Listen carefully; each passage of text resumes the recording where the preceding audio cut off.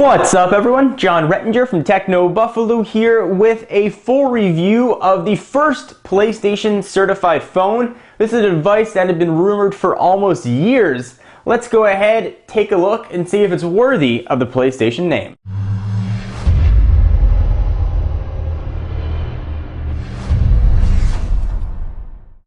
So to say Sony's had maybe a rough few weeks with their PlayStation name and the PSN network getting a little bit hacked would probably be an understatement. But that doesn't take away from what the Xperia Play promises to bring, and that is PlayStation Gaming Mobile.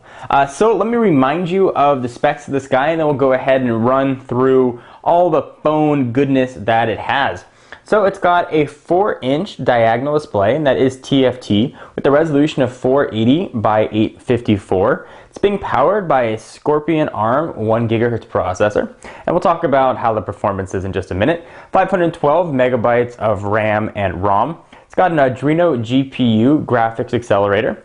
It's got a 5 megapixel camera on the back with autofocus flash and some cool kind of smile detection business.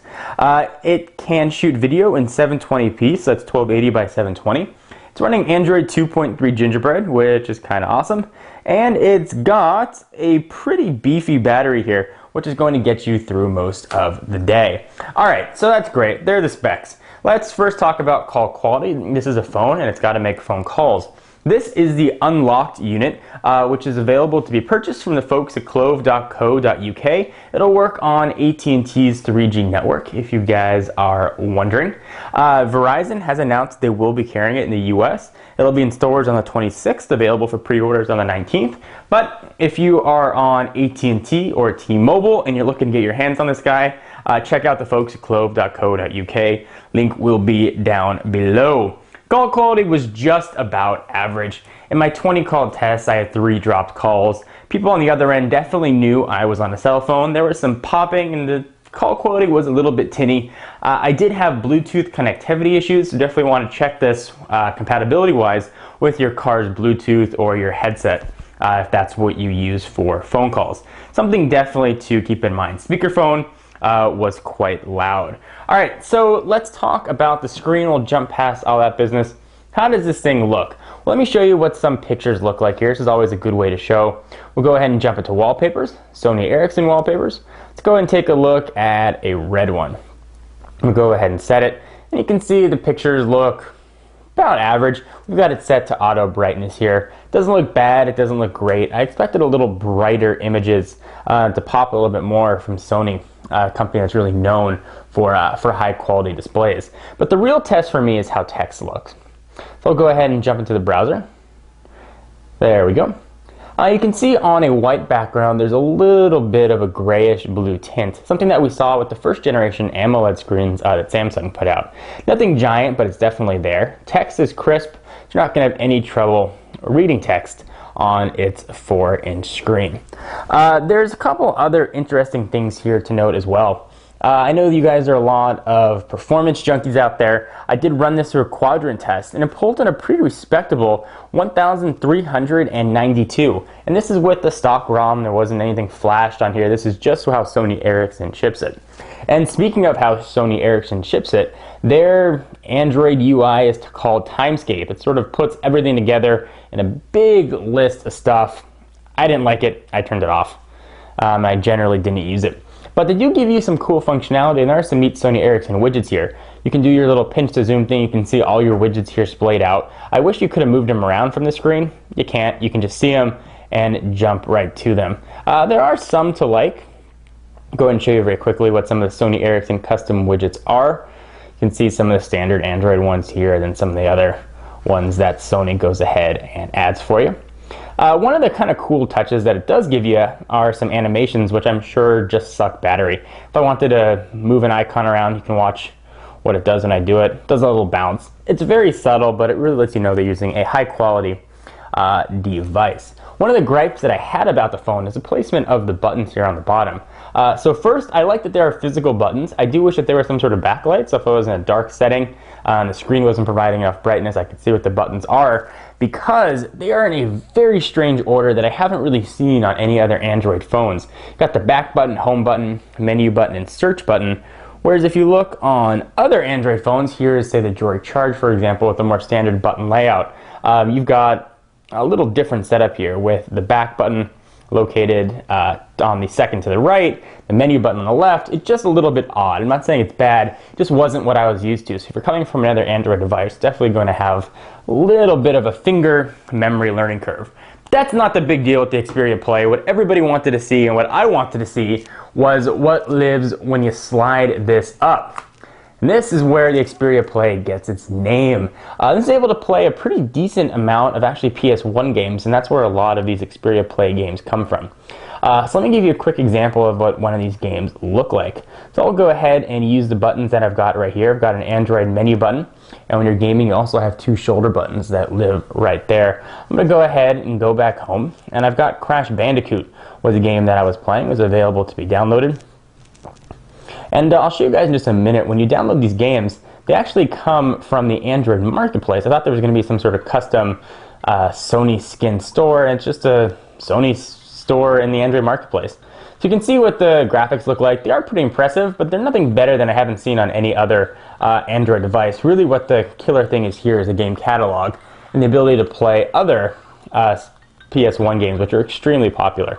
So because of the size of the phone, this four-way navigation is really, really tight and close together. I had a hard time sort of moving my fingers around. I've got relatively large thumbs, making sure I didn't hit two buttons. It took some getting used to. Something to bear in mind. Oftentimes I was hitting a corner and hitting two. The four shaped buttons, the typical Sony buttons here, the triangle, the X, the square, and the circle. I like saying that to show I proved that I know my shapes. Did work very well, but I didn't have any of the same issues with the arrows for whatever reason. And you got these two, I always feel dirty when I do this, those touch buttons here, which are used for some navigation. Sometimes you need to control them. Kind of neat to see, and you've got your start and select button. Games work well, the controls were fun. It didn't kill battery as much as I would like. I was able to get a full day while playing some serious games on here. But in all honesty, the games that Sony gives you can be a bit expensive. In fact, I'll show you what some of those are in a minute. But for me, one of the most appealing things about having a phone like this is something like this. So assuming that you own the original cartridges, you can download a ton of emulators for different games. So I've got a Super Nintendo emulator here, and I was go ahead and playing my Super Mario Brothers, which was kind of awesome, and you can map these controllers for anything you want. And this is what made the Xperia Play really cool, and probably wasn't what Sony was aiming at, but it really let me feel like I could take a Super Nintendo with me anywhere. And there are emulators available for a ton of consoles, and of course only games that you own, Genesis, Nintendo, and really any other console, this can very easily handle. So we'll go ahead and exit out of this. Let me go ahead and show you some of the other options here for purchasing games, so you can see what that might look like. Alright, so as you guys might have seen, when you open this up, you are going to be taken to the PlayStation sort of store, and you can see there are a ton of different games. Let's go ahead and take a look at Hockey Nations 2011. This is going to open up right from the Android marketplace. You can see the price of the games. And some of the games range from 11 to 12 bucks down to as low as 99 cents. This particular one here is $3.99, available in the sports game category. Go ahead and hit download and you can get your game on. Go ahead and jump back home. So what's the final conclusion on the Xperia Play? To be honest, the benefits that Sony Ericsson was gaming at here with the PlayStation Store and the PlayStation certified experience is average. The game quality, as you saw on Crash Bandicoot, was just okay. I wasn't overly impressed with gameplay on that particular game or the controls in general.